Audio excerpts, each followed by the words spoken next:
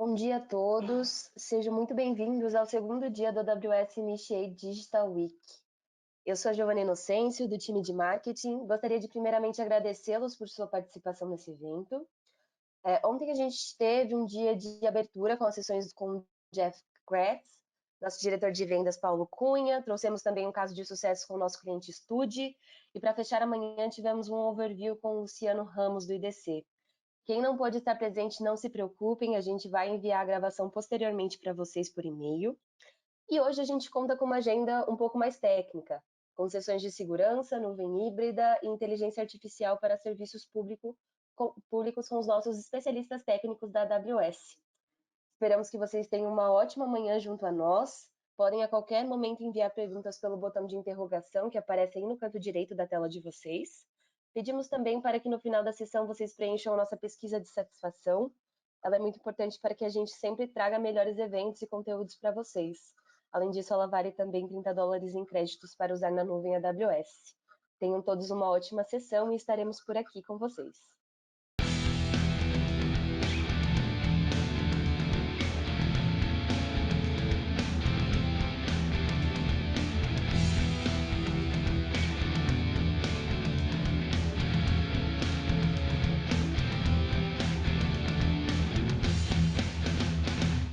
Bom dia a todos, sejam bem-vindos ao segundo dia do Initiate Week. Meu nome é Bruno Silveira, sou arquiteto de soluções da AWS, trabalho com parceiros de tecnologia para setor público no Brasil. Espero que todos tenham um ótimo dia de palestras conosco.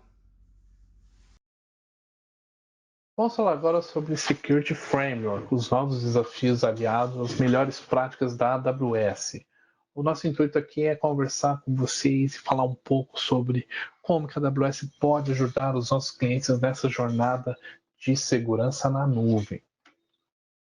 As regulações impulsionam mais o tema de segurança aí desde 2018, com o advento da GDPR, que é a Lei Geral de Proteção de Dados da União Europeia. Esse assunto ficou mais em evidência ainda e o Brasil veio aí com algumas leis e diretrizes muito importantes, dentre elas a regulação do Banco Central, que tem as normas aí 4658 e 3909, que respectivamente falam sobre as regras para computação em nuvem, para instituições financeiras e instituições de pagamento, como também o Brasil também criou a sua Lei Geral de Proteção de Dados, a LGPD, que recentemente foi adiada para 2021, mas que aí a AWS já vem trabalhando há um tempo para ajudar os nossos clientes nessa jornada da LGPD, e criamos aí um white paper lançado no final do mês de março em português para que os nossos clientes possam entender como a AWS pode ajudar, e também estamos aqui à disposição sempre a ajudar os nossos clientes nessa jornada.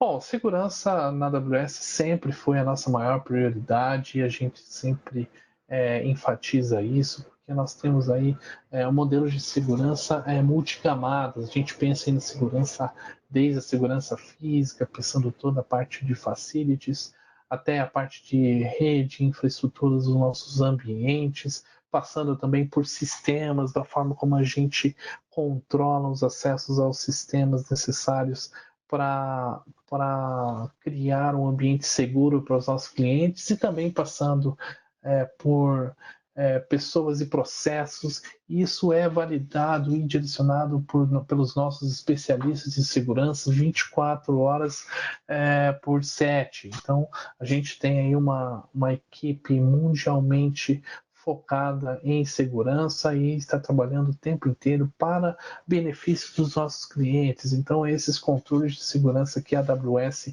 pratica, ela beneficia todos os nossos clientes do mundo inteiro. E a segurança na AWS, com a relação de segurança AWS cliente, ela é fundada com o modelo de responsabilidade compartilhada.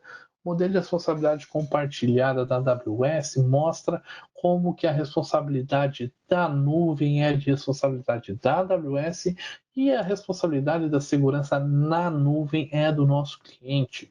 Então, quando a gente fala aí das regiões, os pontos de presença, zonas de disponibilidade, aí toda a infraestrutura global da AWS, chegando até aos nossos data centers físicos, quando a gente fala de armazenamento, computação, parte de banco de dados, redes, até chegar ao nível de software, quando a gente fala aí do hypervisor, onde a nossa computação roda, é tudo responsabilidade da AWS manter esse ambiente seguro.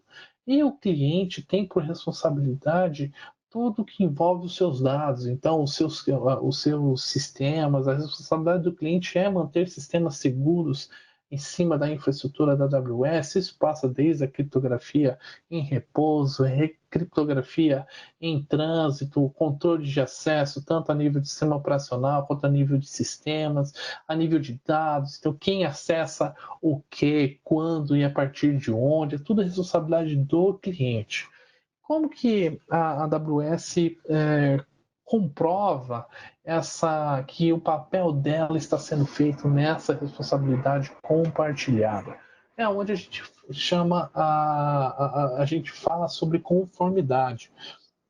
A conformidade na AWS é feita a partir de certificações de terceiros, que são terceiros, aquelas instituições que são reconhecidas mundialmente pela certificação da quais elas fornecem. Aí a gente está falando desde auditoria SOC 1, SOC 2, SOC 3, as certificações ISO. Aí a gente tem desde a certificação de qualidade 9001 até a ISO focada em proteção de dados, que é 27018, até a certificação PCI DSS Level 1, que é focado em pagamento de cartões de crédito. Então a gente tem aí várias certificações acreditadas à AWS, e para os nossos clientes que querem ter acesso a esses relatórios de compliance, a gente tem um serviço chamado AWS Artifact, que é o nosso serviço que ajuda os nossos clientes a olharem esses controles e esses relatórios para que eles possam também enriquecer o seu processo de auditoria e comprovar o que a AWS traz de segurança e conformidade. E o modelo de segurança compartilhada, ele acaba sendo o quê? Ele acaba sendo uma junção de esforços do cliente com a AWS para a criação de sistemas mais seguros e em conformidade, inclusive, quando comparado com o que uma empresa, os nossos clientes podem fazer de forma isolada. Então, quando a gente tem esses papéis bem definidos, a gente trabalha em conjunto para seguir esse caminho de segurança, a gente tem mais sucesso, a gente consegue criar ambientes e sistemas muito mais seguros do que se fizéssemos de forma isolada. E pensando na segurança na nuvem, ou seja, o que o nosso cliente tem como responsabilidade e jornada de segurança, a gente enxerga sempre isso como uma jornada evolutiva. Então, aqui a gente tem um exemplo de uma jornada da qual temos algumas etapas aí, desde fundação do ambiente na nuvem até quando a gente fala aí de segurança como código, DevSecOps, que é uma das palavras aí na moda, mapeamento de dados críticos, enfim, vários passos para que um cliente da AWS consiga se dizer um ambiente seguro, um ambiente que tenha práticas de segurança em contento com as suas necessidades, e lembrando que cada um tem a sua jornada baseado nas suas necessidades. Então estamos aqui para ajudar nisso, e o foco hoje é justamente mostrar as opções que os clientes têm para seguir esse caminho. E por onde que a gente começa? A gente começa pelo Well Architecture, que é o nosso framework focado em como desenvolver soluções na nuvem da AWS otimizadas. E essa otimização ela é baseada em 5 pilares, que é aí desde a excelência operacional, segurança, confiabilidade, eficiência na performance das suas soluções e a otimização no ponto de vista de custos. E hoje nós vamos aqui focar em quê? No pilar de segurança. O pilar de segurança, ele tem aí, inclusive, um white paper focado nele, e esse white paper ele fala de alguns tópicos importantes. E quais os tópicos que nós vamos usar? E são os tópicos que nós vamos abordar aqui hoje. Desses tópicos, a gente tem aí os 5 tópicos que são gestão de acessos e identidade, controles de detecção, segurança em infraestrutura, proteção dos dados e a resposta a incidentes. A gente vai falar aí, vocês estão vendo, tem vários serviços que ajudam nesses tópicos, mas nós vamos falar de alguns especificamente. Então vamos lá, começar pelo primeiro tópico, que é a gestão de acessos e identidade. Aqui a gente tem o serviço chamado AWS Identity Access Management, que é o serviço principal quando a gente fala aí de controle e segregação de acessos ao ambiente AWS. O IAM ele é responsável aí, pelo controle de quem pode fazer o que em um ambiente AWS, quando, inclusive de onde. Então você consegue criar restrições para que os acessos sejam dados a partir de origens específicas, inclusive. Esse controle ele pode ser granular até no acesso aí de múltipla autenticação, então você pode criar vários fatores de autenticação, que é uma boa parte que a gente recomenda. Você pode usar aí tokens físicos quanto virtuais para criar esses multi-fator de autenticação. E você também não precisa necessariamente criar todo o ambiente AM do zero, com usuários, grupos novos. Você pode integrá-los com uma federação que você tem aí, um Active Director, ou ainda usando o Single Sign-On que você já tem. Você pode usar aí o Single Sign-On para fazer autenticações com usuários do Facebook.com, Amazon.com e outros serviços de Single Sign-On que você queira usar. O controle de acesso do IAM, ele cria aí vários níveis de controle de acesso que você pode criar, desde aí de controles da própria console, quanto das APIs que a console chama. Então você pode criar aí acessos específicos para chamar específicas APIs. Você pode criar também o controle de acesso para a sua infraestrutura, ou seja, alguns EC2 específicos, máquinas virtuais específicas, instâncias de banco de dados específicas. Você pode usar isso também para ajudar suas aplicações a usar o IAM, usando aí o Cognito como um serviço de autenticação junto com o IAM, e as aplicações nativas da AWS também. Você criou aí uma solução nova, uma solução server, uma solução criada com componentes AWS, você também pode usar o IAM com os seus componentes de autenticação para criar essa granularidade de acesso. Isso se estende aí, vocês podem criar grupos, tanto de empregados e clientes, a nível de segurança, ou seja, você tem uma equipe de segurança, precisa ter acessos específicos, uma equipe de sysadmin, desenvolvedores, aí o céu é o limite para criar esse tipo de acesso segregado em grupos. Aí, a partir do momento que o seu ambiente cresce, ou seja, você enxerga que somente uma conta não escala a forma de acesso, você pode usar uma abordagem multicontas, que aí tem um serviço chamado AWS Organizations, que ele consegue manter esse nível de controle da qual a gente comentou agora, mas levando ao nível de contas. Então você consegue criar várias contas, criar grupos de contas, organizações com várias contas abaixo delas, com um controle de acesso granulado. Então você consegue escalar com o mesmo modelo que estava usando no IAM, mas a nível de multicontas. É um serviço fácil de usar, é um serviço gratuito também quanto o IAM, os dois são serviços gratuitos que você pode usar para poder administrar o seu ambiente no ponto de vista de controle de acessos. O segundo tópico do qual o pilar de segurança fala também é de controle de detecção. E controle de detecção aqui a gente está falando sobre monitoração e controle. Então, como é que a gente monitora o nosso ambiente, entende como ele funciona para poder fazer o controle adequado e a detecção adequada dos eventos. Um serviço importante nesse processo é o AWS CloudTrail.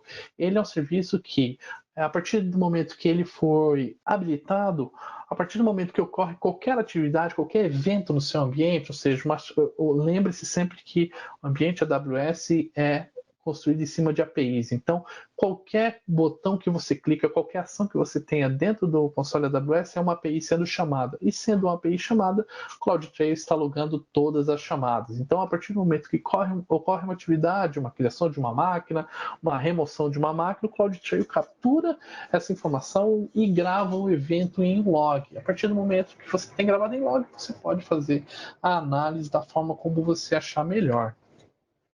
Outra fonte de logs importante no ambiente AWS é o VPC Flow Logs. Os VPC Flow Logs são os logs de rede, do tráfego de redes dentro do seu Virtual Private Cloud, que é a sua rede privada dentro da nuvem.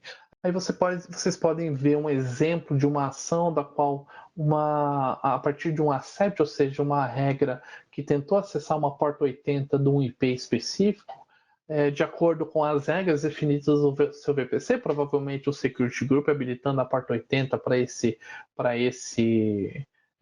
componente, provavelmente um EC2, uma máquina virtual, ele logou mostrando que o tráfego percorreu por essa porta 80 nesse destino.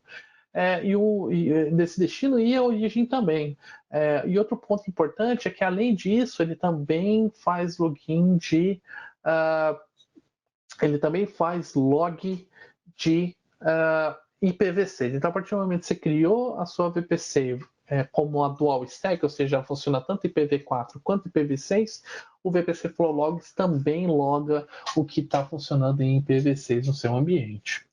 E se você ainda assim quiser ter uma fonte de logs mais granular, mais customizada para suas necessidades, você pode usar o agente do CloudWatch para fazer a gestão de logs. Então, você instala o Log Agent dentro da sua instância e, a partir disso, você coleta os logs e você pode, a partir daí, manipular esses dados para que eles fiquem mais a contento ao que você precisa para você criar aí dashboards, tanto no próprio CloudWatch, ou ainda você pode usar outras soluções usando Elasticsearch, por exemplo.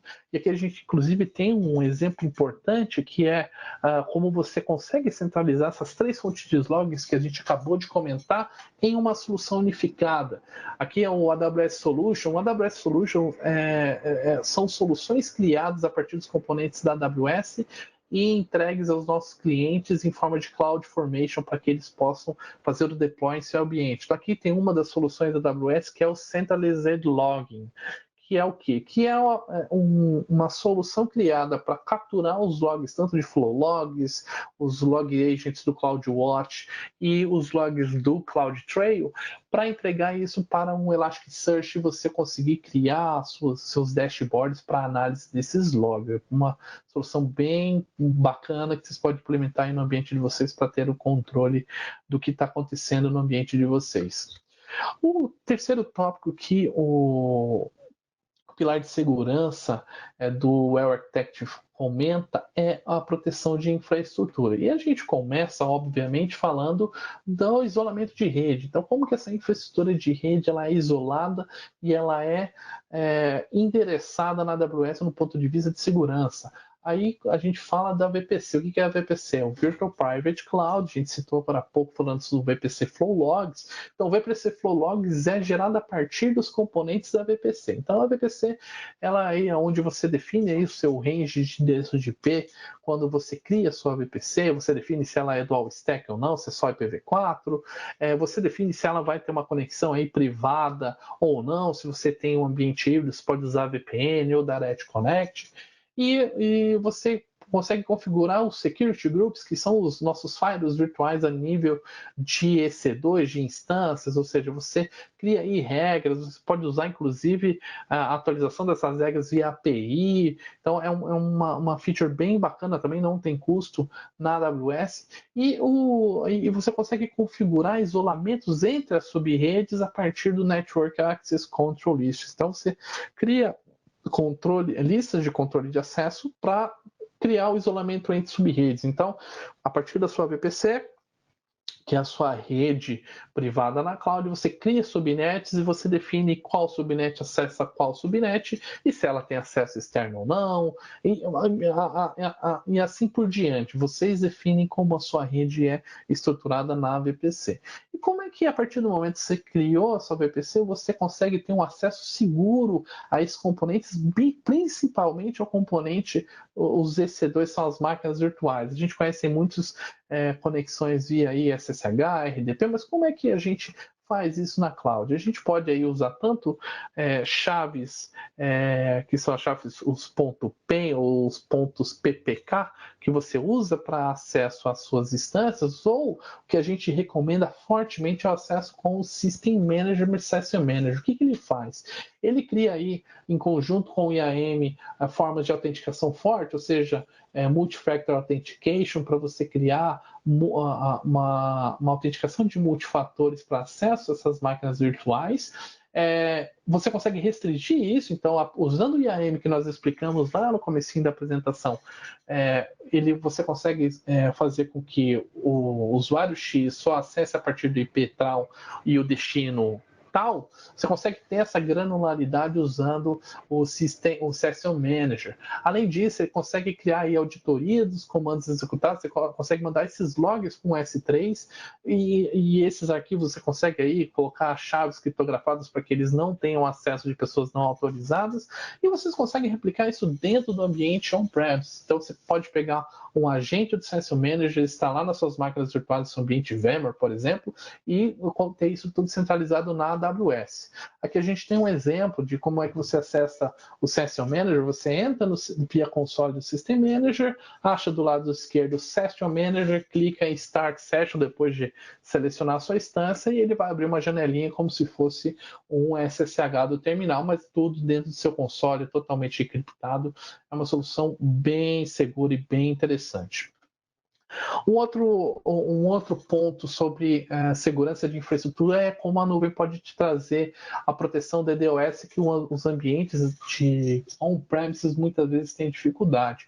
Então aí a gente tem o nosso white paper focado em DDoS, ele fala sobre as boas práticas de DDoS e em suma ele mostra quais são os serviços e práticas das quais você pode se beneficiar na nuvem do ponto de vista de anti-DDoS. Aqui tem um exemplo mais focado na arquitetura, que é como você cria as camadas de escala. Quando a gente fala em região, do lado direito você pode ver tem duas subnets, com uma focada no EC2 com auto-scaling e outro no Elastic Load Balance, que o Elastic Load Balance escala por conta própria, e você tem esses ambientes de absorção dentro da região, enquanto você cria com estratégias aí com CloudFront, com AWS WAF, Route 53 e o API Gate, para você criar estruturas de proteção, a gente fala proteção na ponta, ou seja, in the edge, que é onde você absorve o ataque DDoS na origem.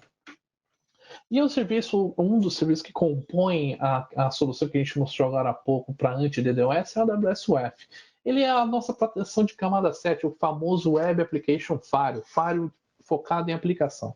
Então, o AWS WAF, ele é um serviço com o qual você pluga ele ou no API Gateway, no Application Load Balance ou no CloudFront para ajudar na proteção da camada das suas aplicações. E isso você pode usar aí com regras gerenciadas de vários parceiros nossos, tem a F5, Imperva, Fortinet, Trustwave, que você pode usar essas regras gerenciadas para já iniciar esse processo de proteção da sua camada de aplicação, ou ainda você pode usar aí o WAF Automations, que é mais uma solução criada para a AWS, aí no caso do WAF, com regras já pré-estabelecidas, e você tem uma solução aí, inclusive entrega logs no S3 para análise com a Tina, para uma análise futura, criando até dashboard com QuickSight, enfim, uma solução bem bacana que você não precisa começar o AWS WAF do zero, criando suas regras de cara, se ela já tem várias regras pré-definidas para você iniciar a sua jornada no ponto de vista de firewall de aplicação. Vamos agora para a quarta e penúltima ponto em que pilar de segurança do Architect nos traz, que é a proteção dos dados. Aqui a gente vai falar um pouco mais sobre criptografia dos dados, então sempre criptar os dados fim a fim. O que isso significa? Usar o AWS Key Management Service, que é as chaves gerenciadas dentro da AWS. Você consegue criptar aí desde as suas bases de dados, tanto relacionais quanto de Data Warehouse, como o Redshift, até a criptografia dos objetos dentro dos seus buckets S3, até você chegar a níveis de bloco, ou seja, você consegue fazer uma criptografia de um EBS, de um arquivo. Tem soluções também de parceiros para você poder ajudar nessa criptografia. Inclusive, hoje a gente está vivendo em um momento de pandemia, que o home office está muito em pauta, então quem usa aí o VDI, o Virtual Desktop Infrastructure, com o nosso Workspace, você consegue também fazer a criptografia do Workspace para você ter um ambiente seguro, mesmo nessa época de pandemia, com home office. Outro serviço importante, que aí já é pensando na criptografia em trânsito, é o Certificate Manager, que é o nosso serviço que gera certificados SSLs para a proteção das suas aplicações. Você gerencia a renovação e instalação desses certificados, não tem custo para o ambiente AWS, e você consegue usar aí o seu CA para a gestão interna do seu ambiente.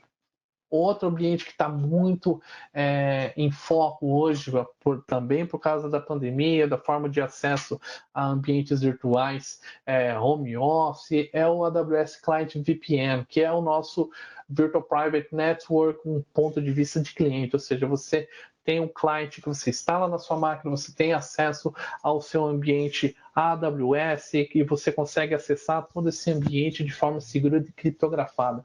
Isso é importante porque ele, além de trazer segurança, ele escala automaticamente se a sua demanda aumentar. Você consegue criar aí regras de acesso para garantir os recursos estejam disponíveis para os usuários autorizados e consegue fornecer aí acesso a qualquer recurso de qualquer local que os clientes estejam.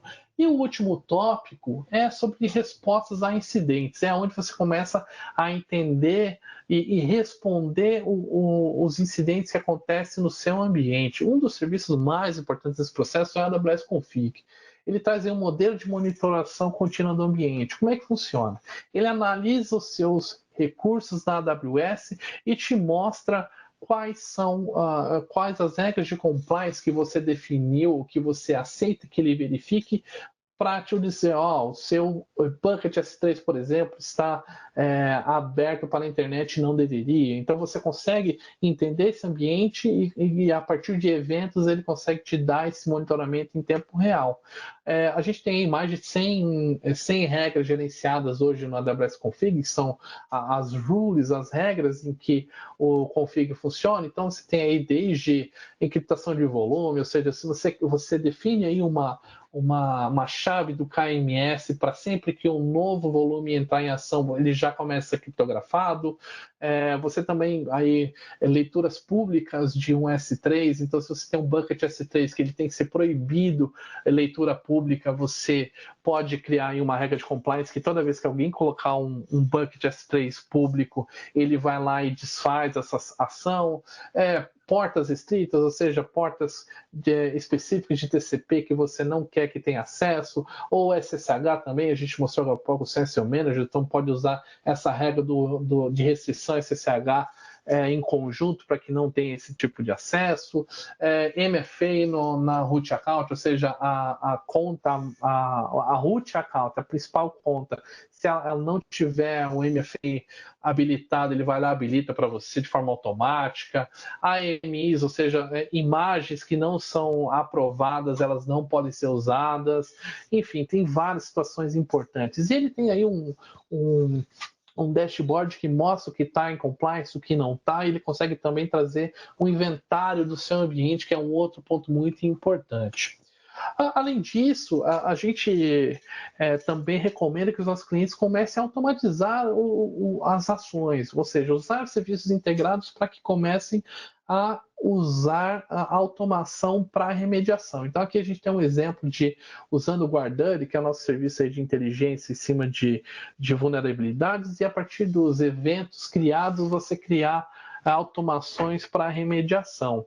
Aqui a gente tem outro exemplo também de automação de respostas com Step Functions. Então, Step Functions é um serviço que usa a Lambda, que é o nosso serviço de serverless, para executar ações num workflow. Então, você pode criar aí um passo a passo de automações a partir de problemas e de eventos que a sua infraestrutura pode passar, tanto por um ponto de vista de segurança, como outros aspectos.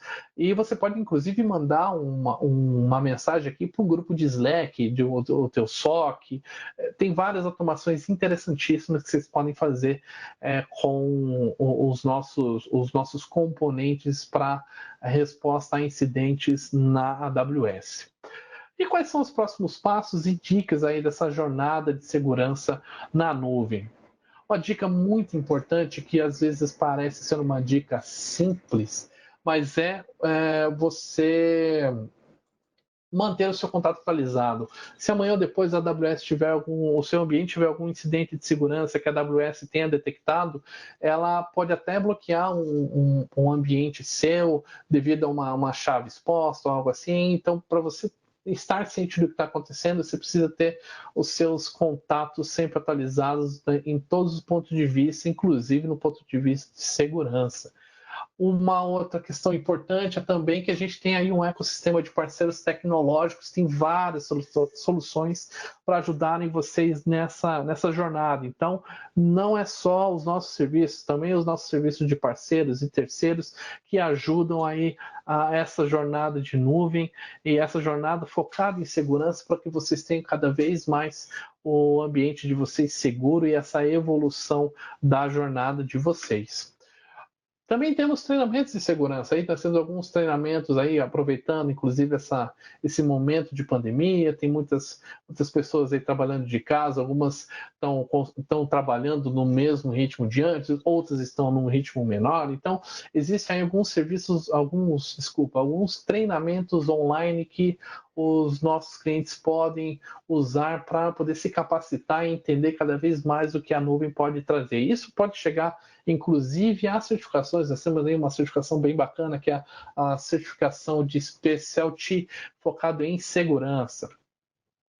Inclusive tem aí o link abaixo, quando vocês escanearem aí esse link, lá embaixo tem o View All Security Training, então ele vai mostrar todos os treinamentos de segurança, as datas, aqueles que são on demand, então vocês vão ter acesso a todos os cursos de segurança para usar na AWS, entender como essa jornada pode ser cada vez mais segura.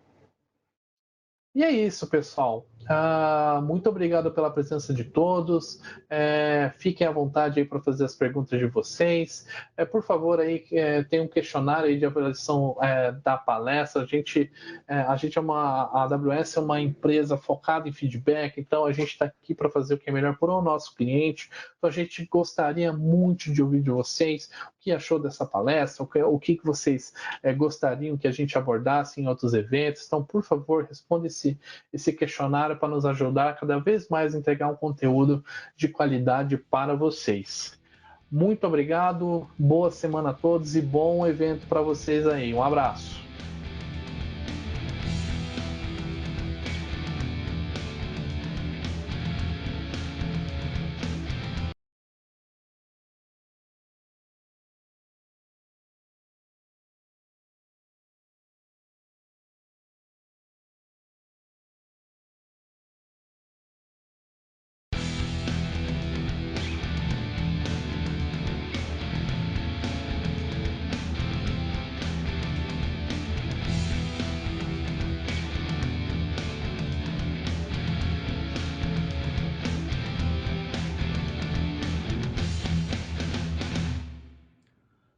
Olá, meu nome é Cláudio Shiba, sou arquiteto de soluções da AWS Brasil para o setor público. Trabalho com governos estaduais, municipais e com a vertical de Power and Utilities.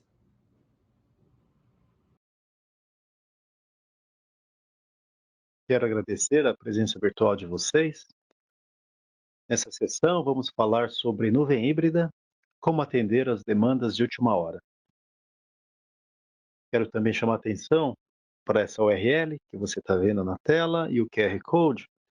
Esse link leva para um site onde você tem diversas informações detalhadas sobre nuvem híbrida, muitas das quais vamos abordar a seguir. Você tem ali white papers, webinars já gravados, vídeos e bastante informação bacana. Agenda de hoje, vamos falar do mercado global de nuvem híbrida, quais são os principais benefícios e os casos de uso. Vamos falar de uma oferta da VMware, utilizando data centers da AWS, que é o VMware Cloud on AWS, tá? Carinhosamente apelidado de VMC. Vamos falar também do AWS Outposts, que é um hardware com servidores AWS que podem ser instalados no data center on-premises do cliente. Falaremos também da família de serviços híbridos AWS. O mercado de nuvem híbrida tem um potencial bastante grande para os próximos anos. Isso porque temos aí grande parte das aplicações corporativas ainda sendo executadas em ambientes on-premises. Ao mesmo tempo, a grande maioria das corporações já tem iniciativas de nuvem e possuem instalações híbridas. Dessa forma, desde 2017 até os dias de hoje, estamos vendo aí uma aceleração e a velocidade de migração de workloads para os diversos sabores de nuvem, seja ela uma private cloud, né, ou como software as a service, infrastructure as a service. Você tem ali também essa somatória crescendo cada vez mais ano a ano, mês a mês, dia a dia. Porém, esse crescimento e esse cenário de nuvem híbrida vai trazer alguns desafios. Eventualmente, você vai ter a sua operação de uma maneira diferente, gerando algumas inconsistências. A forma que você vai provisionar, eventualmente, uma máquina virtual no ambiente que você já está familiarizado on-premises pode não ser a mesma de um ambiente de nuvem. E isso vai demandar um conjunto novo de habilidades e treinamento, certificação, e às vezes até uma mudança de cultura, né, do time e de como a operação é feita. Por exemplo, você tem recursos de infraestrutura como código, que num ambiente massivo de diversos servidores, ele tem que ser utilizado para aumentar a eficiência e também até ajudar nos mecanismos de controle e monitoração. Imagina seu SOC e o seu NOC, seu centro de segurança e de monitoração de redes, com várias pessoas e dashboards nas TVs, nas paredes, eles são bastante importantes e cada vez mais estão sendo usados mecanismos de análise de log automatizados para que os incidentes reativos sejam menores e cada vez mais, até utilizando inteligência artificial, machine learning, as falhas possam ser previstas com uma antecedência que permita você tomar uma ação corretiva. Uma outra situação é que você também tem aí o desafio de diversos formatos de máquina virtual.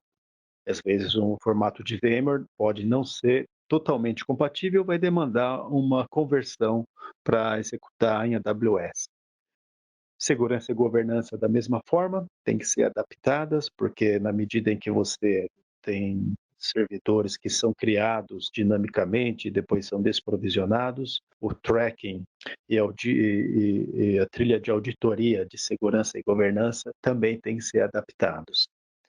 Bacana? São diversos desafios, vamos passar aqui na sessão por algumas opções, possibilidades para superá-los. Vamos falar um pouquinho, então, das vantagens da nuvem híbrida e os casos de uso. A primeira vantagem de utilização de nuvem é acelerar a inovação na medida em que seu time pode focar no desenvolvimento de novos produtos e apoiar, suportar tanto o seu time de aplicação, dev, infraestrutura, Eles vão suportar mais o desenvolvimento de novas features, que vão ser a resposta para os seus clientes, né? No ambiente de setor público, os clientes são os cidadãos, os pacientes, né? Das organizações da área de saúde, você tem estudantes, você tem os consumidores cada vez mais pelos canais digitais, dando insights e demandando a evolução do seu produto. Você também vai poder focar na melhoria contínua do seu negócio, na medida em que, ao provisionar um host, eu ter essa capacidade de mobilidade, flexibilidade de hardware, você vai ter um downtime mínimo para atualização, por exemplo, de firmware, de storage, firmware de servidores, onde você pode fazer essa manobra num cenário de patch de sistema operacional, de um patch de segurança.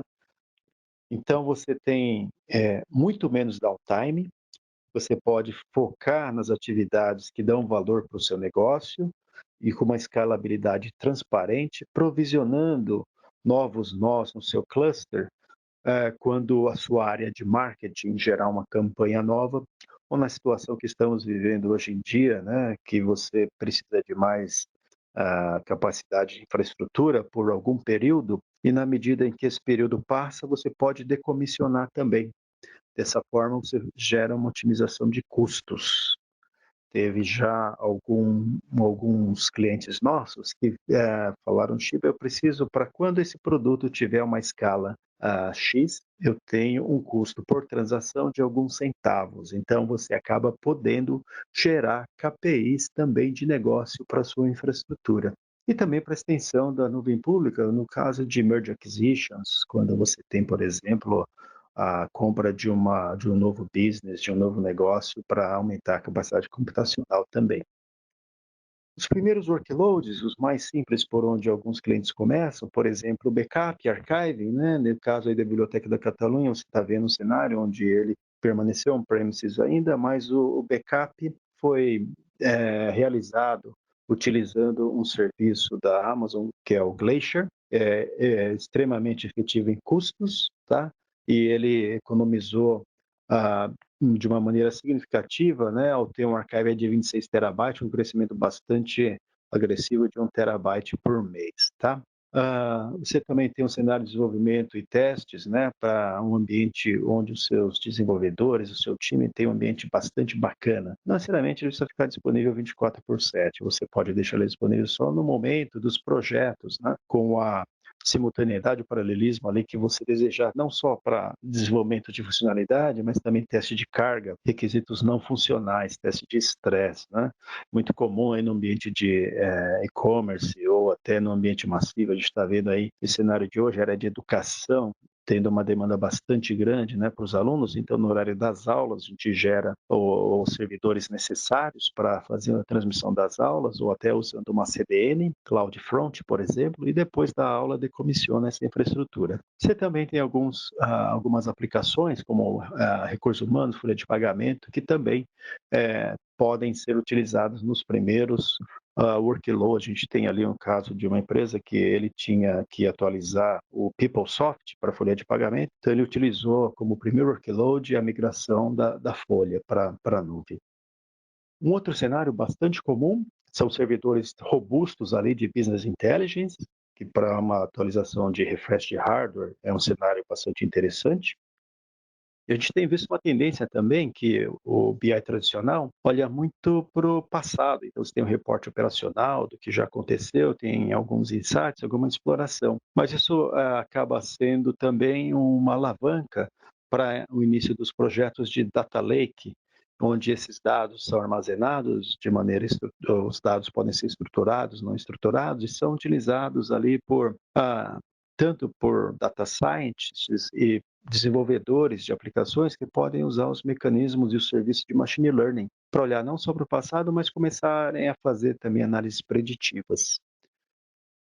Esse cenário de Enterprise Applications ERP são servidores SAP, você tem uma gama bastante interessante na AWS, você tem servidores otimizados para memória, servidores de 512 GB de RAM e servidores de 1 TB, 2 TB de memória, e também os maiores, né, que foram lançados recentemente, com até 24 TB de memória para suportar a capacidade demandada pelos workloads de SAP HANA. Tá? HPC, se vocês tiverem curiosidade, tempo, tem um vídeo no YouTube bastante bacana, que é como a Fórmula 1 tem usado a estrutura AWS para simular túnel de vento e analisar a interferência da aerodinâmica nas ultrapassagens para tornar o esporte e as corridas cada vez mais competitivas e atraentes, tá? É só procurar no YouTube a AWS Fórmula 1 que você encontra esses vídeos. Bacana? Vamos falar de VMware Cloud 1 AWS. É um serviço que foi desenvolvido em conjunto entre a AWS e VMware para oferecer um serviço altamente escalável, com bastante segurança e que permite às organizações que elas façam migrações e estender seus ambientes on-premises baseados no VMware vSphere para a nuvem AWS. Os principais benefícios é que você vai acabar alavancando o investimento, tanto de licença e tanto de conhecimento e dos procedimentos operacionais que você já tem. Sua capacidade nível enterprise, que naquele desafio de consistência operacional vai ajudar uma enormidade. Você vai ter ali um caminho bastante tranquilo para começar a sua jornada de migração para a nuvem, sem muita complexidade. Ao mesmo tempo que você pode ter a mesma experiência de VMware on-premises em VMware Cloud ou AWS, VMC, integrando serviços nativos, como o Amazon EC2, o Elastic Block Store, que é o storage de blocos, tá? Para fazer você atachar um volume para um database server, um application server. Você tem o Web Application Firewall para proteger ali, né, dos principais ataques ao VASP, por exemplo. A AWS Lambda é um serviço onde você pode executar um script nas mais diversas linguagens, JavaScript, Python, .NET também está disponível, e você vai pagar somente pelo recurso computacional de memória e processamento durante os milissegundos em que aquele script executar, sem necessidade de gerenciamento de sistema operacional ou máquinas virtuais ou hardware. Esse é o AWS Lambda. Você também pode integrar com os serviços do Amazon CloudFront, que é uma CDN para otimizar a distribuição de conteúdo de mídia, principalmente. E o Amazon Aurora é uma engine de database relacional, baseado, ele é compatível com MySQL ou Postgres, você escolhe, com uma performance aí no nível Enterprise, bastante com alta disponibilidade, com a replicação síncrona. Então, a Amazon Aurora é um caminho bastante comum para aqueles que já em nuvem já economizaram com infraestrutura, já otimizaram o custo de infra, já passam a pensar em aliviar a licença dos databases tradicionais. Tá? Deixa eu mostrar como é que funciona o VMware Cloud AWS. Ele é baseado ali na infraestrutura global de AWS. Então, você tem ali as instâncias, dois tipos de instâncias possíveis ali, que é baseado em bare metal, portanto você tem um servidor dedicado para você. Esse servidor pode ser um i3 16 extra large, 36 cores, 72 vCPUs, 512 GB de RAM, 15 terabytes e 25 GB de interface de rede, tá? 25 gigabits de interface de rede. Você tem aí outra possibilidade da instância R5 24 Extra Large. 48 cores, 96 vCPU, 768 GB de memória. Então, duas opções bastante robustas. A cada nó você pode criar clusters com esses nós. Você pode criar clusters com 3 até 32 nós. Baseado ali no hypervisor, o SX, mantido pela própria VMware, suporte e controle e atualização de versões também pela própria VMware. Por isso que você não tem acesso administrativo no hypervisor, porque é mantido pela própria VMware. Tá? Storage que é o Software Defined Storage, você é o vSAN, você tem todo storage all flash, e quando você usa instâncias R5, você pode integrar com o EBS, então você não fica limitado aos 15 terabytes, né, das instâncias i3. Você tem também aí o NSX, que permite aí a criação de redes lógicas, o Firewall North-Sul, a IPsec e aí também NAT, todo o gerenciamento de gateways. E o vSphere, né, tem a mesma experiência, a mesma interface ali de VMware, e com o Hybrid Linked Mode você pode fazer a integração do data center on-premises para o VMC. Então, com a mesma interface que está familiarizado do seu data center, você pode selecionar uma VMware e movimentar para o VMC e vice-versa, trazer uma VM do VMC para o seu data center de volta. Você faz essa movimentação de uma maneira bastante simples e vai ter uma consistência operacional bastante grande aqui. E para fazer a integração, através de uma Elastic Network Interface com serviços nativos de AWS. Quais são os principais cenários onde os clientes que já estão usando o VMware na AWS, eles estão usando ali, por exemplo, para migrar data centers inteiros.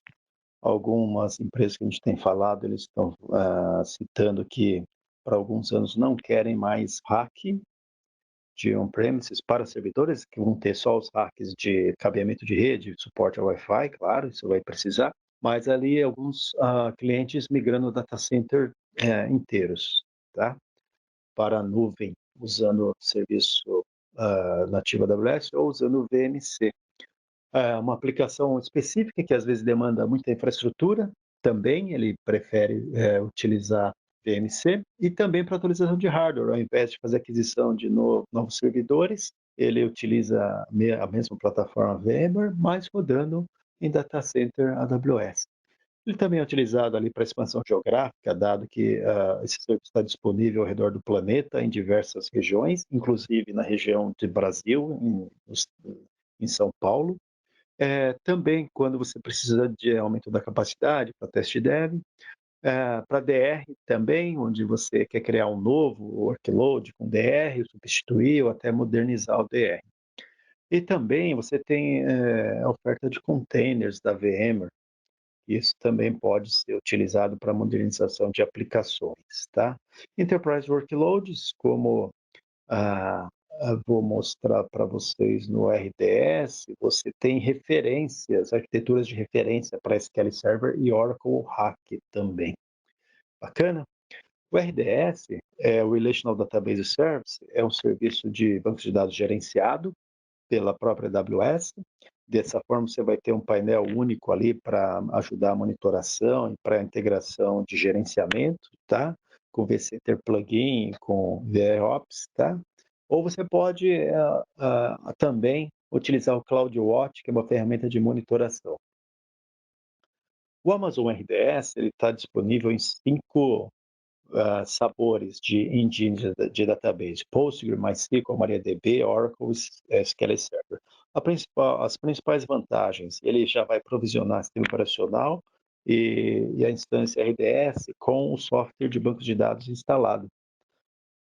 Ele também faz gerenciamento e atualização de patches, vai automatizar backup, restore também, ele tem essa capacidade, faz a escalabilidade de servidores e também aumenta o armazenamento conforme necessário. Ele também monitora a saúde das instâncias, e isso é bem bacana, que pode rodar na sua infraestrutura VMware vSphere. Joia? Bacana. O VMC é um serviço oferecido pela própria VMware, então você tem que ter uma conta VMware e uma conta AWS.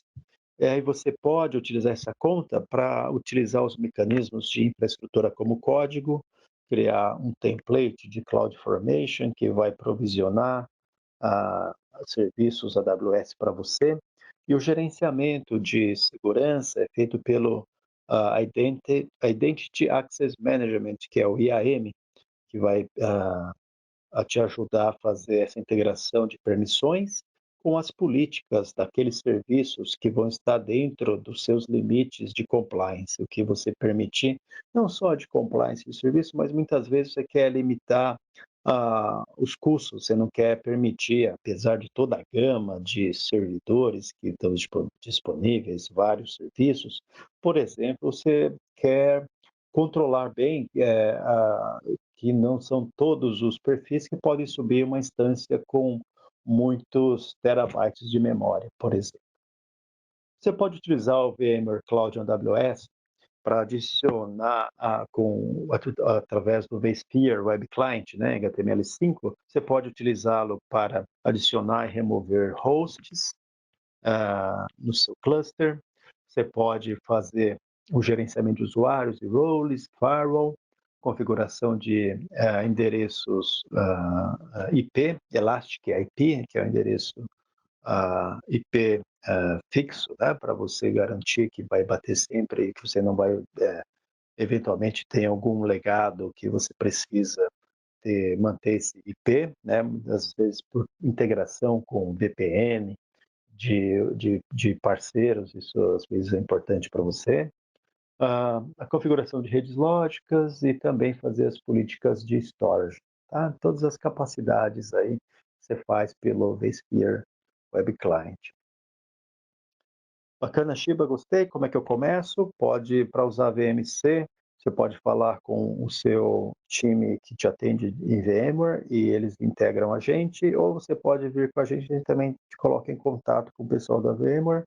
Se você quiser já testar antes disso também, ou em paralelo, você tem aqui 3 links bacanas. Você tem onde você faz um hands-on lab, você faz a simulação de migrar um servidor do seu VMware tradicional para VMC e vice-versa, vai de lá e para cá. Bacana? 2 trials de um host e 3 hosts também. Deixa eu falar um pouco agora para vocês de Outposts, que é esse hack que vocês estão vendo na foto. É um hack padrão de 42 Us, totalmente montado. Ele chega desse jeito, embalado apropriadamente, né? Mas ele já vem o hack já com todo o top of hack suite, os servidores redundantes, que tem até servidor de hot spare ali também, caso de algum falhar ele assume. E também aí tem a eficiência energética, né? Com distribuição DC, toda a distribuição é redundante e ele já chega montado e alguém da AWS vai lá e te ajuda a instalar, mas basicamente é plugar energia elétrica e conectividade de rede. E ele já sai com software de automação já disponibilizando os serviços para uso. A AWS Outpost, ele é ligado, ele é associado a uma região. Então, eventualmente, se você for usar um Outpost, ele vai estar ligado na região de São Paulo. O time de serviços desse data center vai atender a monitoração e, eventualmente, suporte técnico vai ser feito por ele. Assistência técnica local, física também. Tá? As principais aplicações, aplicações de super baixa latência aí no cenário de telecomunicações, tá? Produção e distribuição de mídia, onde você está fazendo um live streaming. Você pode ter também inferência em tempo real, que demanda bastante processamento e que uma baixa latência. Você tem ali um ambiente industrial, sistemas escada e automatização. A gente falando aí de Power Utilities também, pode ser um cenário. Serviço financeiro, para dar suporte a plataformas de exchange e também para mesa de operação. Você tem ali as mesmas funcionalidades da AWS on-premises. Esses serviços que você tem, por exemplo, são o EC2, que é o EBS, computação storage, VPC para rede, RDS. Os serviços de container e Kubernetes também estão disponíveis no Outpost. O serviço de Big Data, Amazon EMR. Você tem um file server, que é o Windows File Server, que é o Amazon FSx, e o Amazon SageMaker para inteligência artificial aprendizado de máquina. Ele tem um SLA de 24/7, né, com monitoração proativa, e você tem ali no caso de a atualização 2 semanas úteis, e também em caso de substituição de hardware você tem 2 dias úteis, né, para que isso aconteça. Isso tudo, então, você tem no AWS Outposts, os serviços nativos que eu comentei com você, listei extensivamente aqui, e outros que venham a serem disponibilizados, mas você também tem a opção de rodar o VMware Cloud ou AWS no Outposts. Se por acaso você precisar desse cenário, com a facilidade de VMware, com baixa latência, com um hardware que você não que você quer utilizar com um hardware desse rack que eu estou te mostrando aqui de novo, você pode usar VNC nele também. É um rack padrão aí de 2 metros de altura, 1,30 m de profundidade e 80 centímetros de largura. Tem suporte para redes de 1, 10, 40, 100 gigabits. Então, você tem os switches e o provisionamento de energia de 5 kVA, 15 kVA. Bacana? Um outro cenário é para ambientes desconectados. O Snowball Edge, ele é uma evolução do Snowball, que foi criado só para armazenamento e transporte de grandes volumes de dados, ele só tinha storage, ele evoluiu para ter também processamento computacional. Então, num cenário ali, por exemplo, de um navio, que você pode levar o Snowball Edge a bordo, ele vai coletar os dados de diversos sensores e, ao invés de esperar para voltar para a área de conectividade, depois fazer o processamento e migrar, durante a viagem de volta, ele já pode ir fazendo essa análise. Tá? Então, um cenário ali, por exemplo, de uma mina, ou então um cenário de geração de energia eólica com baixa conexão, o Snowball Edge, e junto com outro serviço que é o Greengrass. Greengrass também é o software que você pode instalar no hardware onde você queira ter esse processamento também em um ambiente desconectado. Bacana? Tudo isso alinhado e aliado a toda a infraestrutura em nuvem global. Nesse momento que eu estou falando para vocês, são 24 regiões. As 2 últimas disponibilizadas ao redor do planeta foram Milão e Cape Town, na África do Sul. São 76 Availability Zones, a Availability Zone é um conjunto de data center. Aqui em São Paulo temos 3 AZs na região do Brasil. Então, 3 conjuntos de data center ligados por conexão de fibra ótica, gerenciado pela própria AWS, onde você tem uma latência de 1 dígito de milissegundo. Isso garante que você pode configurar serviços de replicação de bancos de dados síncronos, por exemplo, para fazer alta disponibilidade, replicação e workloads de disaster recovery entre AZs. Bacana? Joia. Quero fazer, então, um resumo aqui da família de serviços para nuvem híbrida. Você tem ali o Storage Gateway junto com o Glacier, né, que eu comentei no começo, que são serviços que vão possibilitar você fazer um workload de backup. O Amazon VPC, que é um serviço de configuração de data center virtual em nuvem para a rede. Direct Connect, que é um serviço de link dedicado, você pode estabelecer uma ligação entre suas instalações, a sua corporação, para os pontos Direct Connect aqui no Brasil, que ficam em São Paulo e no Rio de Janeiro.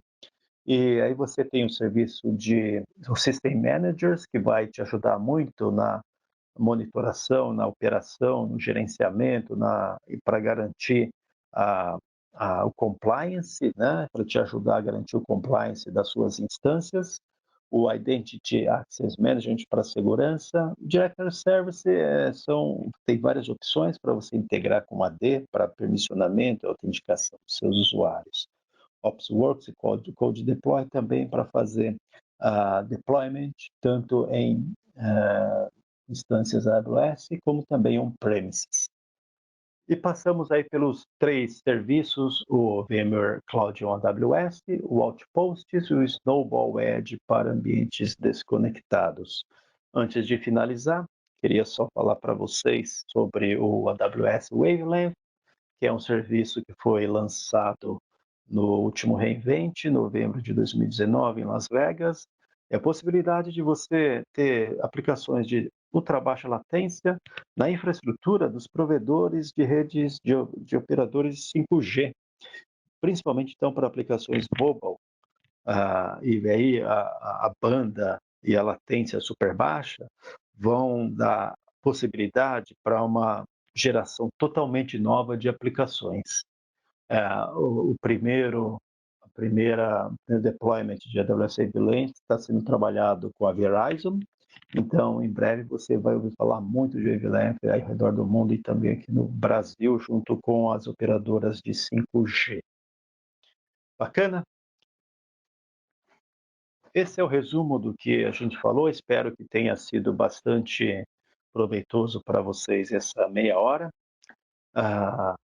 Enfatizando aí que é um caminho bastante tranquilo e que acelera essa jornada para a nuvem, utilizar os serviços de nuvem híbrida, que são totalmente seguros e têm uma confiabilidade, disponibilidade no nível bastante alto. Quero abrir agora para perguntas. Se você quiser digitar no chat, eu vou estar aqui para responder algumas delas. Aquelas que não responder, eu posso encaminhar também depois. E quero agradecer de novo o tempo de vocês, a presença virtual. E para aqueles que, por favor, puderem, respondam a pesquisa de satisfação. Como para aqueles que responderem até o dia 20 de maio, eles vão receber um voucher de $30 em créditos da AWS para poderem fazerem testes como quiser, para testar algum serviço que você tenha visto aqui. Bacana? Quero agradecer de novo, estou à disposição para perguntas.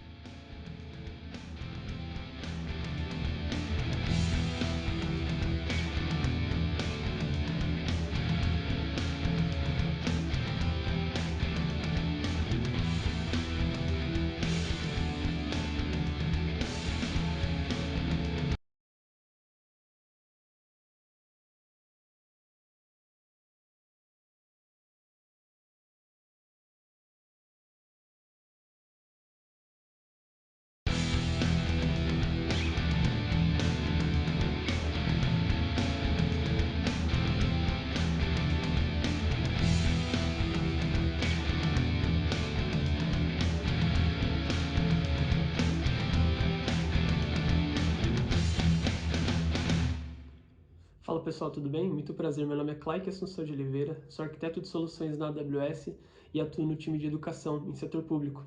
E hoje a gente vai bater um papo sobre Machine Learning e Inteligência Artificial. Olá pessoal, tudo bem? Eu sou o Clay Oliveira, sou arquiteto de soluções na Amazon Web Services e estou aqui também, mais para frente, o Bruno Bittencourt, da Beta Sistemas, vai falar com a gente aqui, trazer um caso de sucesso. E o assunto de hoje é a inteligência artificial aplicada ao serviço público.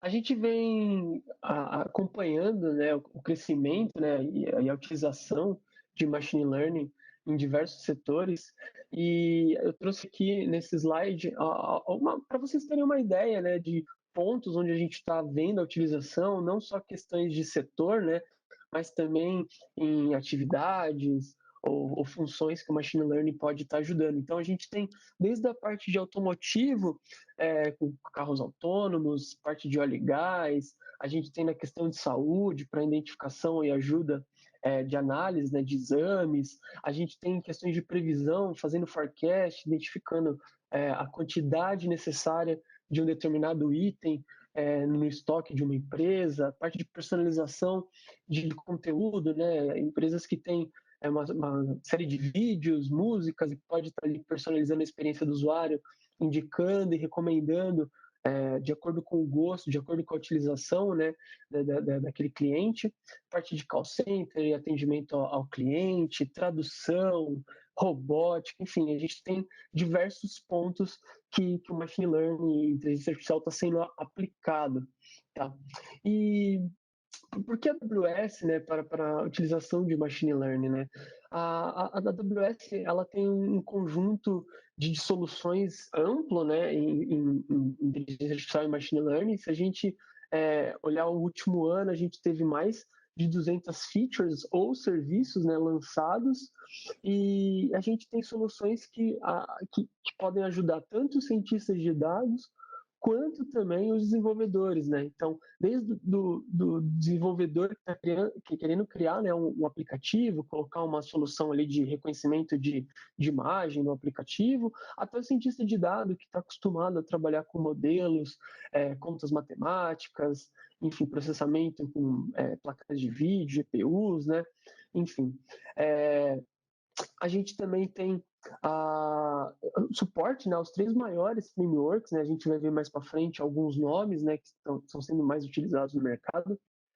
Também tem um outro ponto que com o SageMaker, né, que é uma das soluções que a gente também vai ver mais para frente, ele consegue acelerar, né, a adoção de machine learning, né, nas empresas, né? Ele tem uma IDE que você consegue fazer todo o fluxo de trabalho, desde o treinamento, criação, codificação ali, né, até fazer, por exemplo, análise, identificar como melhorar, ou treinar, por exemplo, outros parâmetros, né, para ajustar, né, aquele modelo de acordo com a necessidade.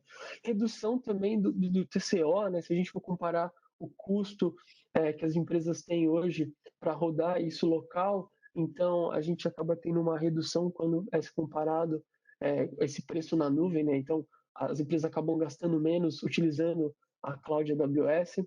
E também tem outros tipos de redução, né, como um tipo de serviço de data labeling, né, que a gente vai ver também mais para frente, o Ground Truth, e também redução utilizando spot, né, chega até 90% de redução com a utilização de spot. Outra coisa é que os serviços de machine learning eles estão utilizando as mesmas funcionalidades e capacidades que os nossos outros serviços têm, então, desde a parte de armazenamento de dados, computação, segurança. Então, os serviços são pensados com a mesma segurança, conformidade, autodisponibilidade, né, que os serviços já conhecidos da AWS têm. E também um ponto importante é que boa parte dos ambientes, né, do TensorFlow, cerca de 85%, eles estão sendo executados na AWS. E a missão da AWS é conseguir colocar machine learning na mão de todos os desenvolvedores, para que eles consigam, desde os cientistas de dados que já estão acostumados com algumas funcionalidades, features, modelos, frameworks, até aquele desenvolvedor que está focado mais na aplicação, não tem tanto conhecimento de machine learning, mas quer colocar uma feature, quer colocar alguma solução de reconhecimento, como eu já falei anteriormente, e a gente quer que esses desenvolvedores tenham e consigam utilizar, tenham acesso, né, e consigam utilizar serviços de machine learning. Entrando um pouquinho, então, na stack, né, da Amazon Web Services, a gente vai dividir em 3 grandes camadas, tá? Então, a primeira camada que a gente vai olhar é a parte de frameworks, infraestrutura. Então, quando eu disse dos frameworks, né, então a gente tem alguns nomes aqui. Então, TensorFlow, MaxNet, PyTorch, Gluon, Keras, sklearning, enfim, a gente tem uma série de soluções, mas também a gente tem a parte da base, né, o foundation, a infraestrutura, é quando o cientista de dados já está acostumado a trabalhar, né, com esses frameworks, ele precisa, por exemplo, de poder computacional, com GPUs, CPUs. A gente tem o Elastic Inference, que você consegue pegar pequenos pedaços ali, né, vamos dizer assim, slices ali, né, de poder de processamento de GPU, né, em vez de pegar, por exemplo, uma máquina muito grande, então você consegue estar reduzindo ainda mais o custo. Inferentia, que é um dos nossos chips que foram criados, e a gente tem também uma série de AMIs, né, imagens, né, templates de máquina ali para você estar conseguindo utilizar, já preparadas para receber esses frameworks, ou até mesmo containers, né, então a gente tem uma gama grande para ajudar essas pessoas que já estão acostumadas né, com a parte de infraestrutura e já conhece um pouco do desenvolvimento mais a fundo. Indo para a segunda camada ali, né, a gente vai ter o serviço de machine learning, né? Então a gente vai ter o SageMaker, né, que é o grande ator principal, vamos dizer assim, né? E aí dentro do SageMaker a gente vai ter uma série de funcionalidades, eu vou dar uma passada por algumas delas. Então a gente vai ter, por exemplo, o Ground Truth. Imagina que você tem um cenário que você precisa fazer label, né? Precisa catalogar imagens, por exemplo, ou dados.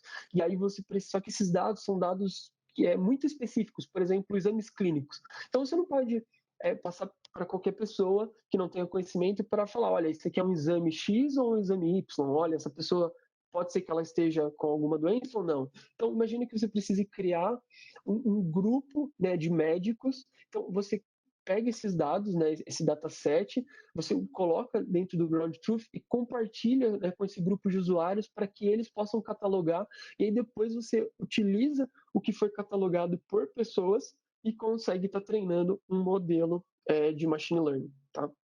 A gente tem também o marketplace, onde você vai encontrar diversos tipos ali de modelos, né, para diversas necessidades e soluções. E dentro também da IDE, né, do SageMaker Studio, a gente vai ter, a gente tem algoritmos built-in, né, que os cientistas de dados da AWS criaram e estão sempre otimizando para que ele rode com uma boa performance no SageMaker, na AWS, né? E a gente vai ter os notebooks, para quem já conhece um pouquinho, é o Jupyter Notebooks. A gente vai ter a parte, por exemplo, do debugger, que você vai conseguir identificar o que está acontecendo com aquele modelo, o autopilot, perdão, para caso você tenha um dataset, você tem um dado, você precisa tirar algum insight, mas você não sabe qual modelo utilizar, ele tenta meio que se adequar, entender aquele modelo, e aí ele tem uma série de modelos que ele pode estar aplicando para você conseguir extrair, né, informações, extrair uma predição, né, desses dados. A gente também pode fazer, ele pode servir como host, né, de um modelo para fazer as predições. A gente tem o Model Monitor também, por exemplo, que você consegue acompanhar como está sendo a eficácia, né, a confiabilidade, né, desse modelo. E aqui nesse slide a gente pode ver uma série de clientes, assim, dezenas de clientes que estão utilizando o SageMaker, né, para desenvolver algo de machine learning, né? Então a gente tem 3M, Dow Jones, GE, e um dos cases que eu gosto por gostar de esporte é da NFL, né, a Liga de Futebol Americano, onde eles conseguem fazer análises do jogo, né? Então eles comparam os dois times, as posições, né? O time de ataque, o time de defesa, qual que é a probabilidade desse time marcar um ponto nessa jogada, enfim, tem um case bem grande que eles utilizam o SageMaker para estar tirando esses insights, né, durante o jogo. Tá? Como eu disse, dentro do SageMaker também possui alguns algoritmos built-in, né, embutidos, e aqui a gente tem algum deles, né, e para cada necessidade. Então a gente tem desde classificação, a gente tem visão computacional, ali, né, image classification, detecção de objeto.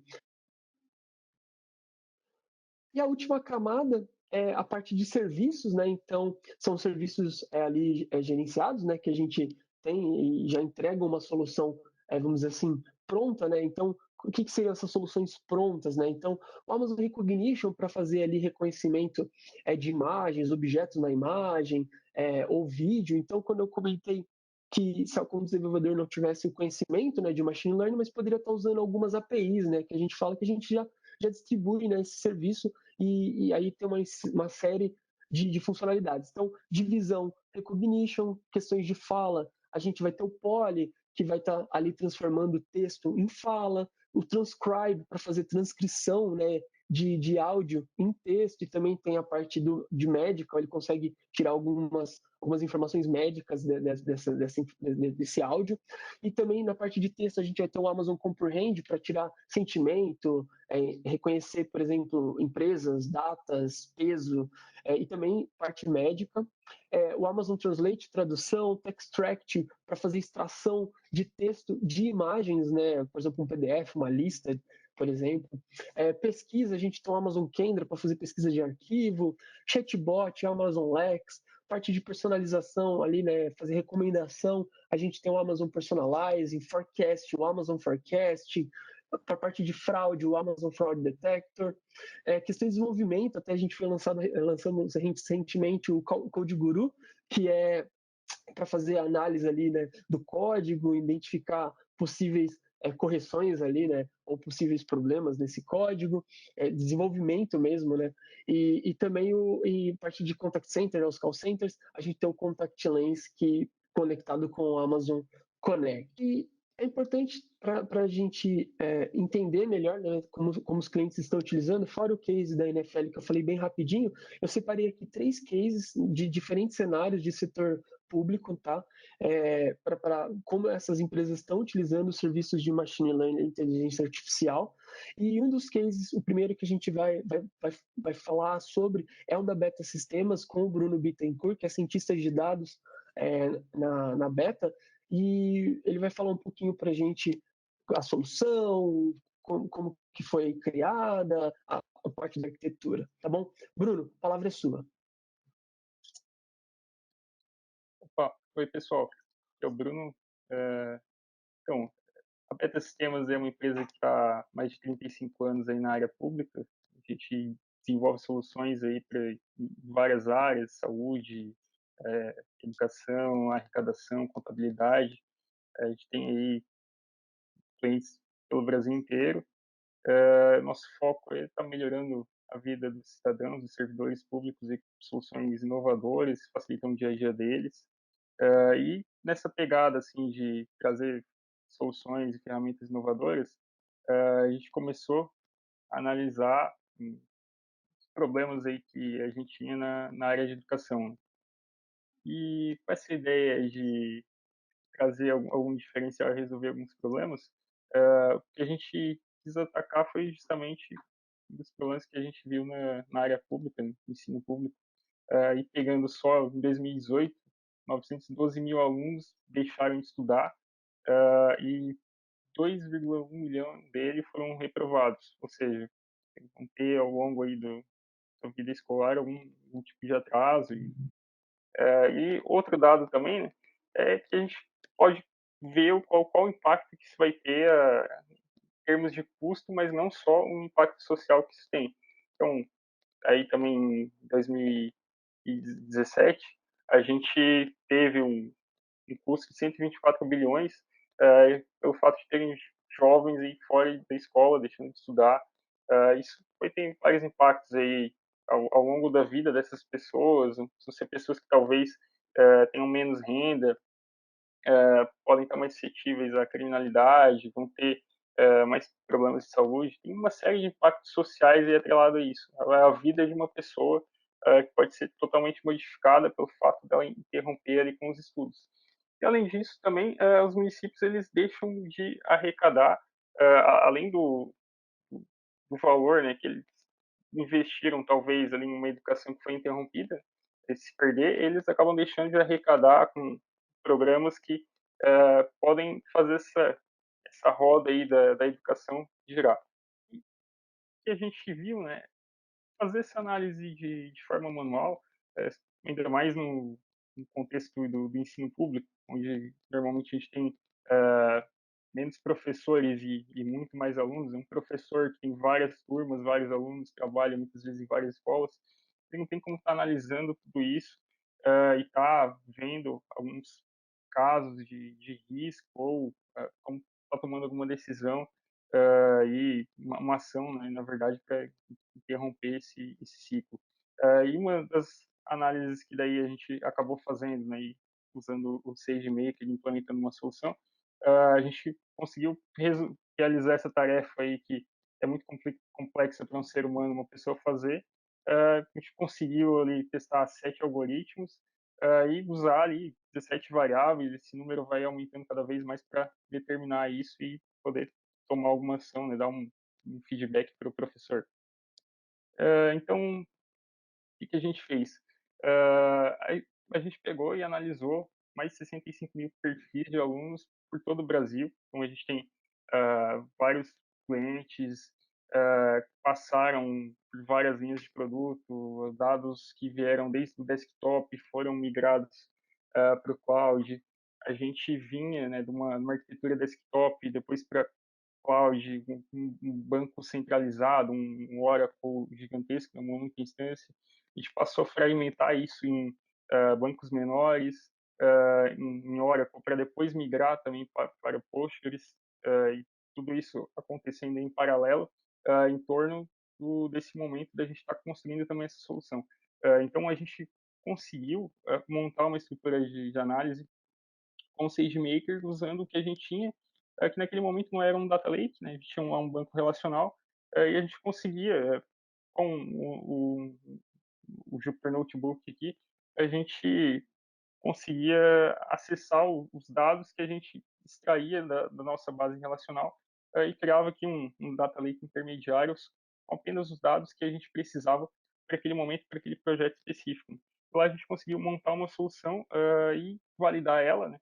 Que foi aí que a gente viu que isso talvez fosse uma solução legal que agregasse valor para o nosso usuário.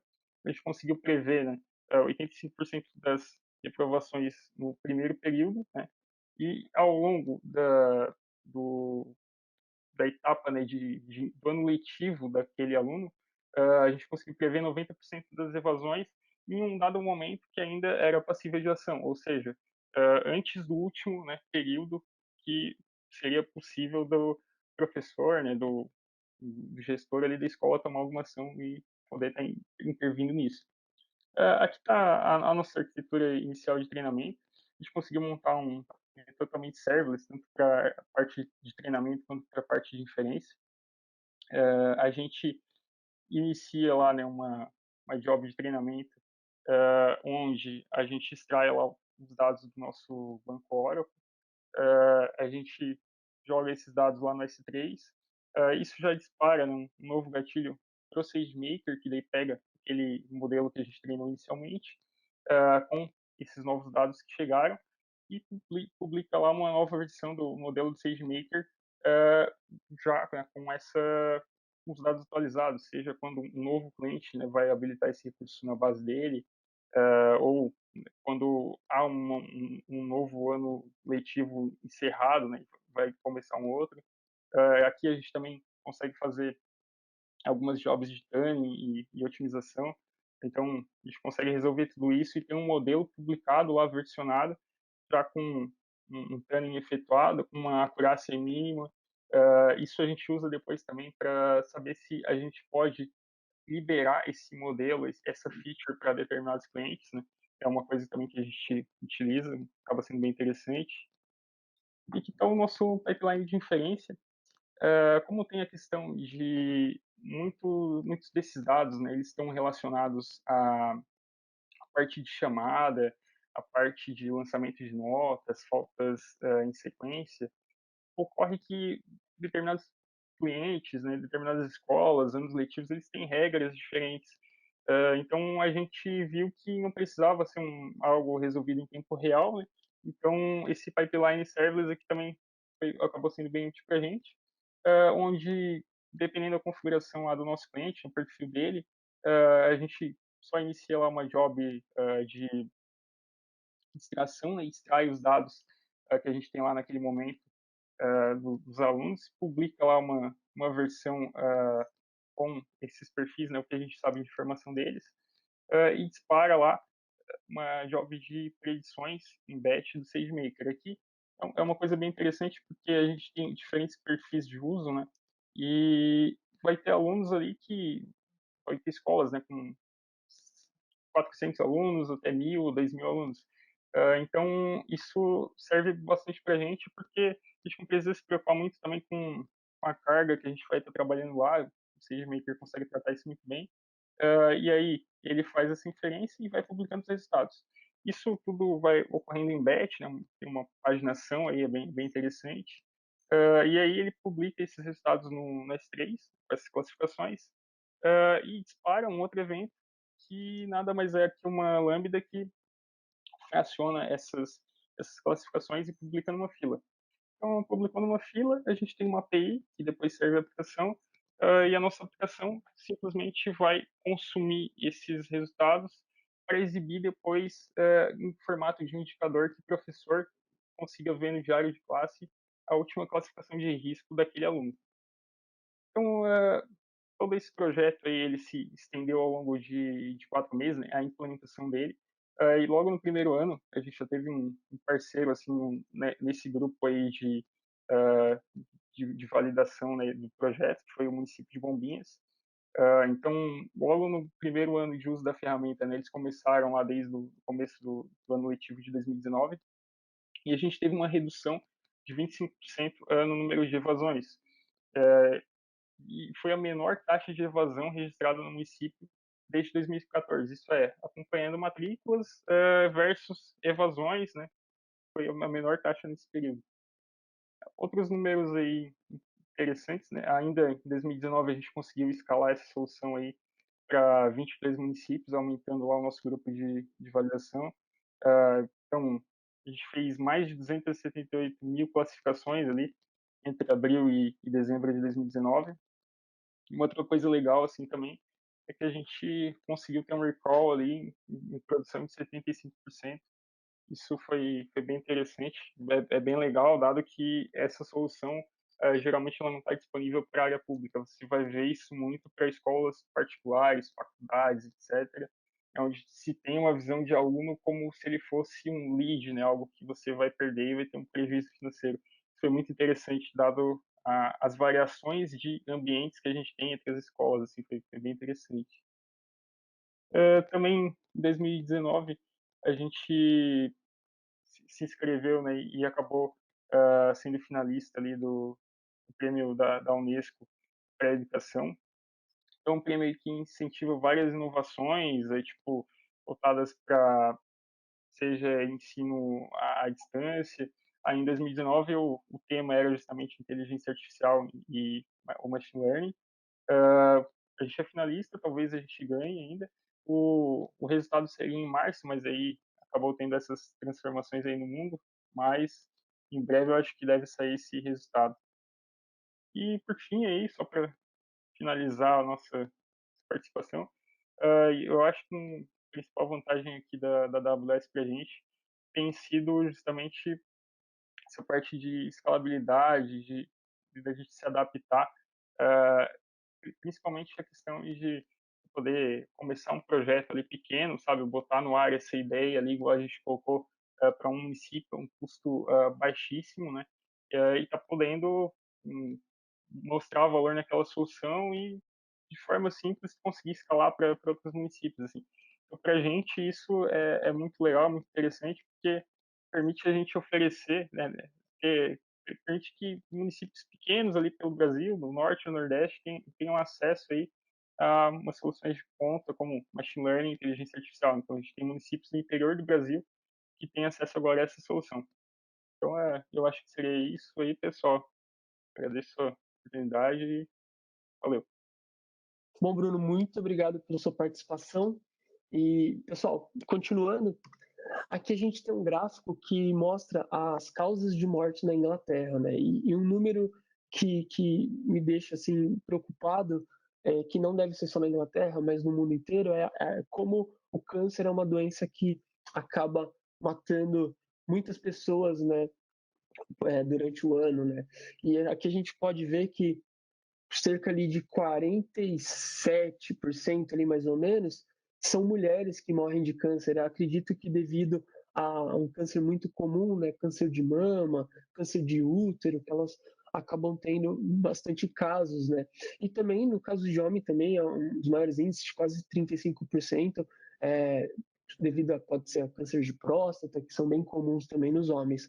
E aí eu me pergunto, né, como que a gente pode, por exemplo, ajudar, né, essas pessoas que estão doentes ou tentar chegar, né, fazer um exame antes para que seja identificado. Existem alguns estudos que mostram que se você conseguir identificar o câncer antes, há uma possibilidade, né, de cura ou de uma aumento ali, né, da vida, né, da vida daquele paciente.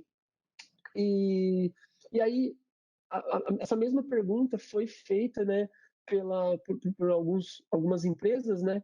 E as empresas, né, a Redmore e a NHS, junto com os hospitais ali, eles pensaram nisso, eles também fizeram essa pergunta de como eles poderiam estar ajudando, melhorando, né, essa questão, até aumentar o número de exames ou tirar dúvidas, e essa foi uma das soluções. Eles criaram, né, um chatbot, tanto via Connect ou via a parte do Messenger, né, a rede social, que a ideia era ajudar as pacientes e os cuidadores, né, às vezes pessoas mais idosas precisam ali de um cuidador, a tirar, né, dúvidas, por exemplo, ou até mesmo agendar exames, agendar consultas, ou verificar como está o status do exame, ou tirar alguma dúvida.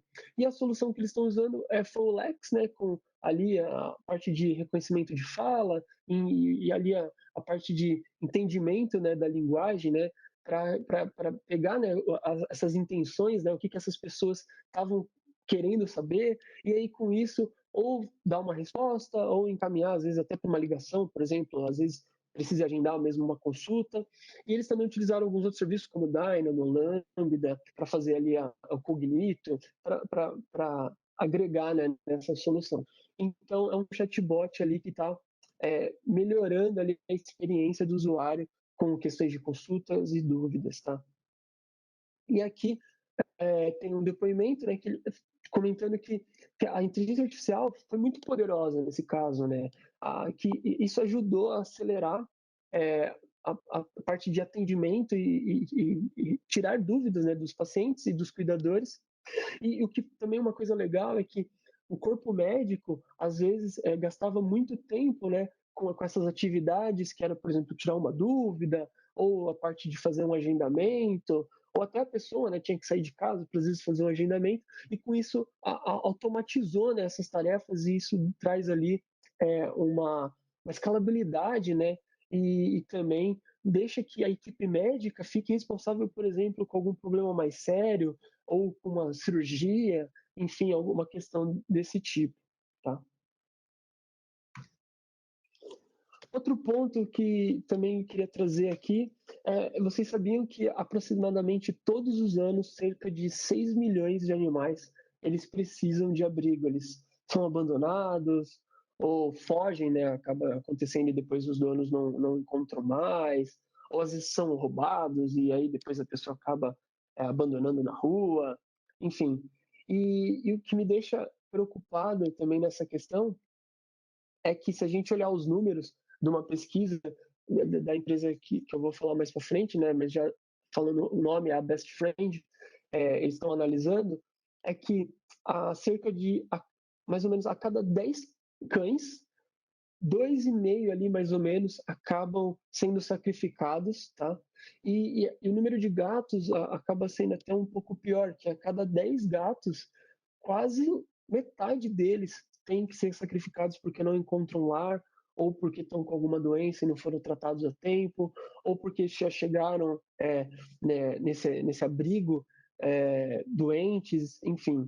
E pensando nisso, a Best Friend é uma empresa sem fins lucrativos e eles utilizam ali a AWS enfim, para uma diversidade de recursos, né, do próprio site, enfim, soluções, mas o que eles estão querendo fazer é que, mais ou menos ali, eles querem reduzir a quantidade de animais em abrigos até 2025, e para isso eles estão usando, por exemplo, machine learning para melhorar a experiência ali do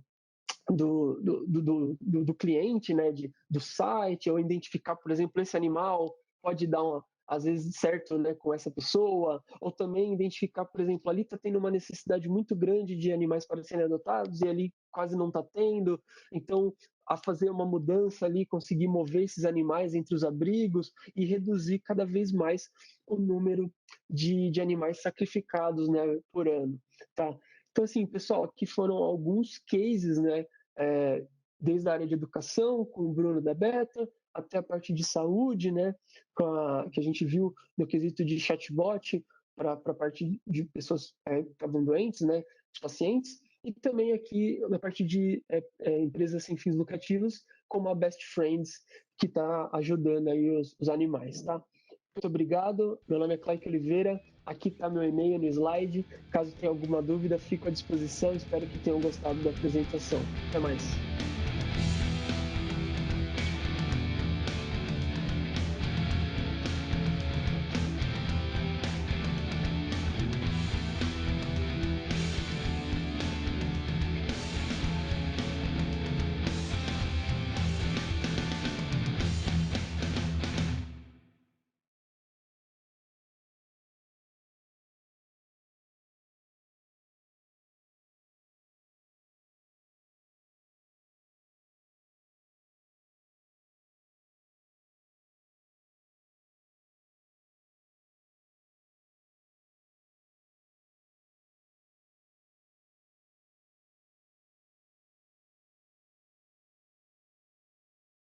Pessoal, muito obrigado pela participação de vocês hoje.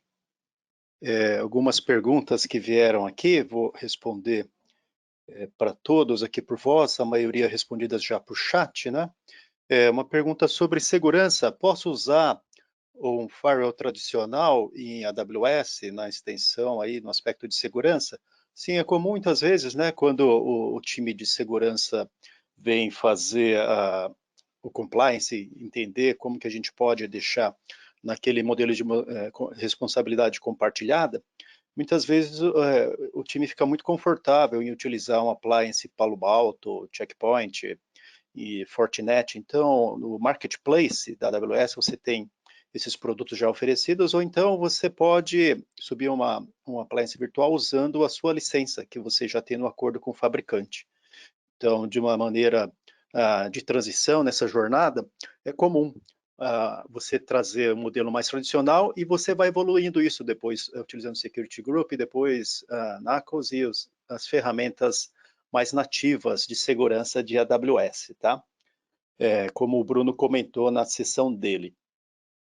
Bacana. Outra pergunta aqui que veio sobre, aliás, duas perguntas relacionadas, tá?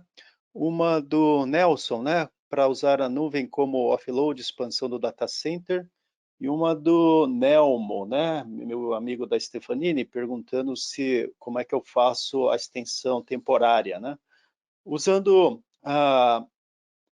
algumas possibilidades em nuvem tradicional, você faz o provisionamento por hora, e você pode utilizar somente quando necessário. É muito comum ali nos cenários de grandes eventos, né, de mídia, de e-commerce, e agora a gente está vendo muito na área de educação e de saúde com telemedicina, esse provisionamento nessa fase de Covid, né? E no cenário de VMC, VMware on Cloud, você também tem a opção de contratar on demand por hora. Então você pode, enquanto mantém o seu data center on-premises tradicional para o baseline, para a demanda extra de eventos que são sazonais, você pode contratar por hora. Bacana, e depois que passa esse evento, ou aí você aprende também, já teve muito caso, por exemplo, nesses eventos grandes, o time acaba aprendendo muito como é essa automação, essa tecnologia de nuvem, e depois começa a fazer o chaveamento, a migrar as coisas para a nuvem e acaba diminuindo o baseline on-premises. Bacana? Então, e muitas perguntas aqui sobre treinamento e certificação. Para isso, tem até uma página Training Certification, vocês podem procurar no site AWS, treinamento de certificação, tem toda uma trilha, e aqui eu vou aproveitar até para fazer a chamada para as sessões de amanhã. Amanhã você tem ali capacitando o seu time para cloud com a Renata Trindade, que é de programas, Academy e Education, que é para capacitar os times de universidades e também o Luiz Couto, que é o nosso Technical Trainer, que tem todas as 12 certificações de AWS. Ele vai falar muito sobre quais são as possibilidades e as trilhas de certificação, tá? Veio uma pergunta aqui se para alguém que é só de segurança é melhor fazer o treinamento de segurança específico ou se ele tem que fazer o de arquiteto. Depende do objetivo, né? Se ele quer mesmo ser certificado em segurança, já pode ir direto. E aí, no meio do caminho, A gente, como Solutions Architects, o Bruno, eu, Cláudio Shiba, o Kleink, amanhã a Melissa Ravanini vai falar com vocês também. Todo esse time está disponível para ajudá-los a fazerem workshops sobre serviços em geral e também para fazerem workshops específicos de algum tema que você tenha prioridade naquele momento. Pode ser um tema de segurança, um tema de desenvolvimento de aplicações, um tema de VMware on Cloud, onde a gente pode trabalhar junto com o seu parceiro de VMware também. Então, a gente está disponível para acelerar também esse aprendizado. Enquanto isso, muitas vezes surge alguma demanda muito forte, muito específica, que tem que ser respondida em tempo muito curto. Amanhã tenho uma apresentação com o time de Professional Services, que é a área de consultoria, junto com o Cássio. Então, muitas vezes, compondo a gente Solutions Architects, o pessoal de Professional Services e um parceiro AWS, para aquele momento crítico, a gente ajuda a resolver aquele problema, enquanto o seu time acaba sendo treinado, e aí, ou muitas vezes, a gente teve muitas situações, o time foi treinado on the job, e teve um resultado bastante bacana. Tá bom? Quero também agradecer novamente, né, e enfatizar que as sessões do dia 1, com o pessoal de negócios, uma sessão bastante bacana do Luciano Ramos, de DC, e ele colocou ali um cenário pós-Covid, quais são algumas das expectativas. E hoje também as sessões foram gravadas, vão estar disponíveis, tá? E também vamos falar aqui de sessões de negócios amanhã, certificação, Professional Services. O Leandro vai falar sobre alguns workloads, né, que a gente tem utilizado agora para essa época de Covid, como acelerar o trabalho remoto, tá? Bacana. Espero que vocês tenham gostado. Veio mais uma pergunta aqui sobre a auditoria trilha híbrida. Então, assim, a gente tem vários serviços, né, que a gente pode gravar todos os acessos e em que momento esses serviços foram utilizados, tá? Então, isso fica tudo registrado no serviço AWS. Isso pode ser gerado um data lake, um S3, e o auditor de sistemas, um auditor eventualmente ali com um tribunal de contas, né, de governo, ou até uma auditoria externa, pode ter acesso read-only para todo esse tipo de acesso. Então, eventualmente, tem até um cliente de governo de São Paulo, onde o TCE, ele fazia auditoria de 1 ou 2 vezes por ano somente, mas com esse tipo de recurso, a qualquer momento, o auditor pode entrar e com acesso somente de leitura, pode ver exatamente o que está acontecendo ali. Tem ali uma série de configurações que devem ser feitas para atender esse compliance, mas também é bastante possível a gente, como Solutions Architects, o time de ProServe e os parceiros, podemos ajudar muito nesse cenário. Bacana, pessoal? Eu quero agradecer de novo a presença virtual de vocês no AWS Initiate Week.